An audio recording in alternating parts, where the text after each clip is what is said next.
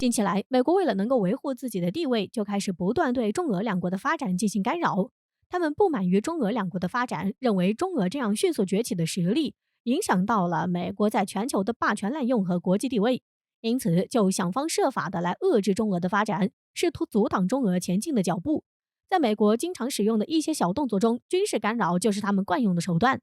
此前派侦察机对我国进行干扰后，现在又要对俄罗斯下手了。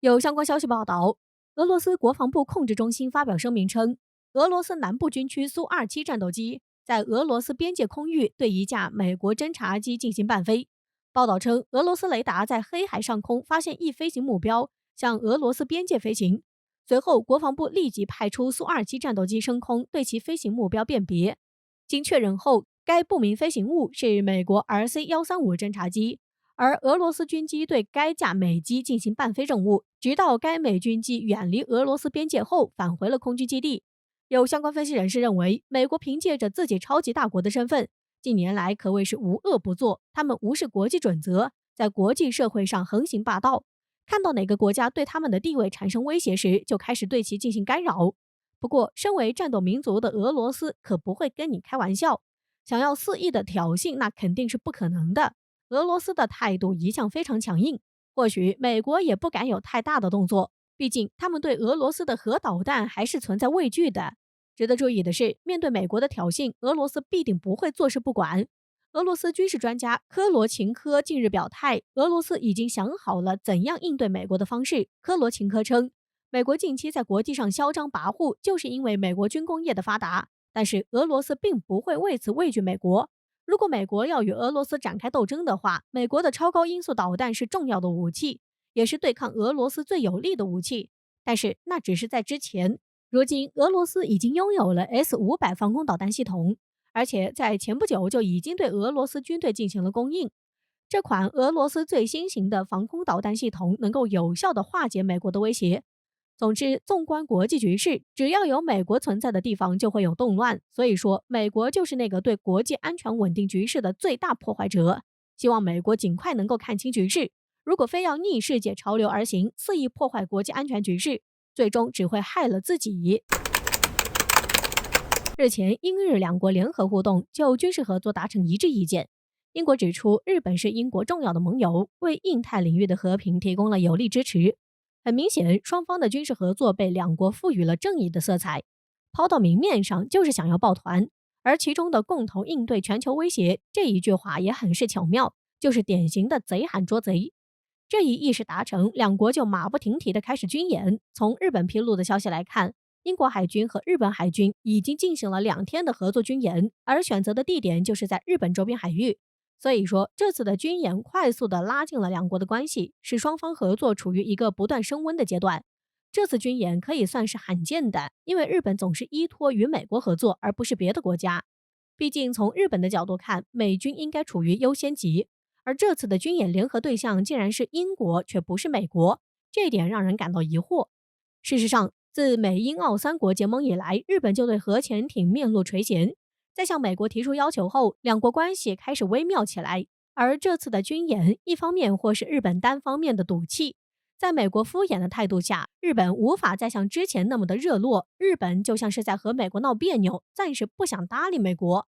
另一方面，这可以算是对俄罗斯军舰闯日本领域的一个回应。日本联合英国军演就是在给自己打气。日本忌惮俄罗斯的实力，抱团更能增强自信，为自己找回面子。俄罗斯军舰闯日本，后者不敢反抗，只能默默护送。而这次军演就是在警告俄罗斯，现在日本有人撑场子，要是想来日本的家门口溜达，普京要注意下场。这2个国家都和俄罗斯有所冲突，想要给俄罗斯进行反击。俄罗斯和日本因为南千岛群岛领土归属问题撕下脸面，处于一个紧张的阶段。普京在这个方面绝不示弱，也直接公开批评日本作为。俄罗斯多次的漂亮回击，也让日本处于一种恼火的状态。英国和俄罗斯的关系也好不到哪去，单就黑海来说，两国就摩擦不断。普京也直接放下狠话，西方不允许就这个问题放肆，一旦谁敢越过红线，俄罗斯就敢直接开打。英日两国的联合出乎意料，又在情理之中，双方想要形成一个包围圈，给俄罗斯回击。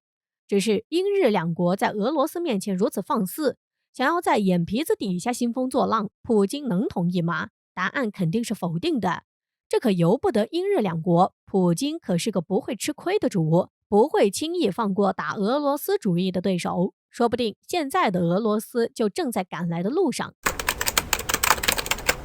近期来，美国为了维护自己的利益，对我国在国际社会上的形象进行无端的抹黑，不断炒作我国所谓的军事威胁，称威胁到了国际社会的安全。其实真实的原因就是威胁到了美国在国际上的社会地位，他们害怕我国的实力超过美国而已。而在这样的背景下，被美国怂恿的印度也开始坐不住了，学起了美国的作风，开始炒作中国威胁论。据相关消息报道，近日印度一家总部位于印度智库的组织就对我国在中印边境建立的620个村庄进行无端的炒作，称是我国设立的情报点，对印度的稳定局势产生了威胁。报道称，该组织多次表示，中国在与印度的边境上大约建立了680个富裕的村庄，这些村庄很可能是中国用来监视印度的情报点，或许还隐藏有大量的武器，而且中方很可能会利用这样的条件来误导印度人民，对印度政府产生误解。这样的说法确实听起来很荒谬，我们的基建居然都能被印度用来炒作成军事威胁，让外界听上去怕是要笑掉了大牙。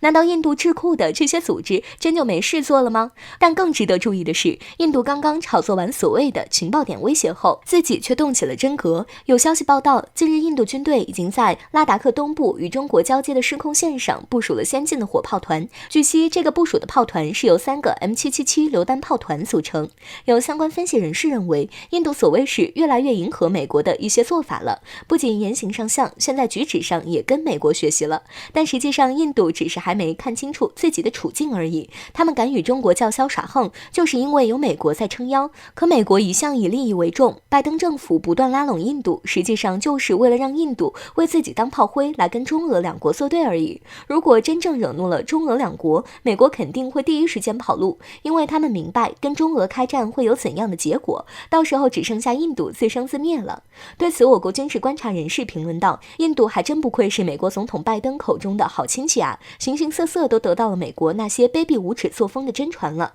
把我国正常的基建炒作成军事威胁，然后自己又在中印边境设立炮团，这作风真的是和美国没两样了。总之，我国向来都是主张和平共处，但我们从不畏惧美国为首的一切打压。印度应该掂量一下自己有多重，如果非要给美国当炮灰，最终掉坑的肯定是自己。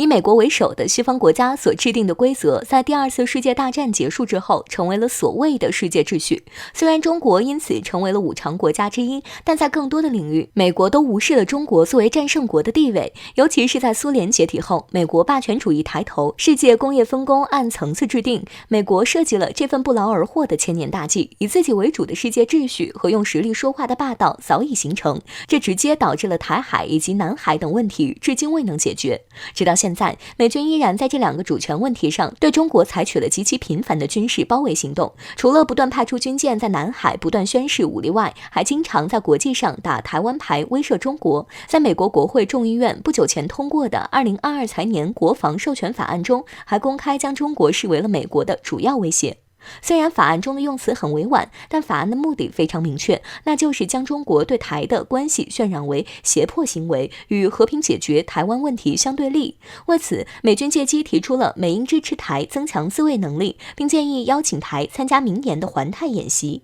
需要注意的是，除了台海问题外，美国现在正对华两面包抄，想让中国持续流血。根据南海战略态势感知平台的消息，我们可以统计出，仅仅是在今年的9月份，美军就累计出动过62架次的大型侦察机赴南海进行抵近侦察。除此之外，还有2艘航母穿越过南海，1艘军舰穿台海，1艘战舰闯南沙。不得不说，美军的战略眼光还是很毒辣的，在2个主权问题上的干预几乎都在我们的软肋上，如果处理不好，那我们真的就有可能会被继续放血了。届时，中华民族伟大复兴的历史进程也将受到影响。对于这一点，我们一定要警惕，要对美国有充分的两面同时挑衅的预案。不管美军到时候是站在幕后，还是直接下场战斗，我们都必须有足够的力量来确保最后的胜利。正如同著名的国际关系专家金灿荣所讲的那般，关键时刻要敢出拳，只有这样，美军才能看到我们的强大，才不敢轻举妄动。无数次的外交案例都在证明，